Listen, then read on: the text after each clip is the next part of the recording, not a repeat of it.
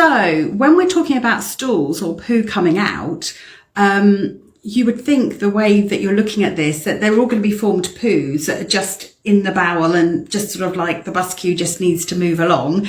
And that's what we're getting out. But that's not actually what happens in the bowel. So we will have little bits of poo, we'll have big bits of poo, depending on the individual, obviously. But then we will have poo that can be stuck in different areas because the bowel has got lots of folds and there's a few U-bends and curves all around. So it's not just about poo pieces coming out form stools. Sometimes we're soaking away to stuff that's been there for quite a long time.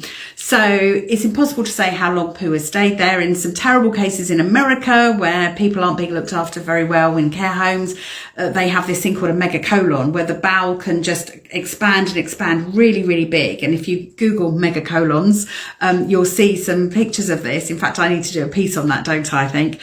But the bowel can get really, really big, and that can have been stuck there for a long time. With some elderly patients, you can have something called fecal vomiting, where they actually gather so much poo in their bowel that eventually it comes back up this way and they will actually vomit feces out. So that's been in there a long time, and they're not vomiting out stools as we would think of it, as sort of like sausage-like poo coming out.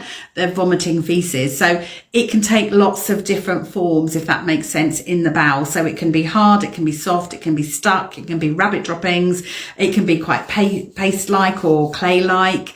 So when we do a colonic, I would say we get the easy stuff out first, which will be probably formed poo that we're able to just move through, sort of wash that through down that river and get it out. And then we're soaking into the other things that we're getting out. So it's not just like getting formed poo out. There's lots of other stuff in there.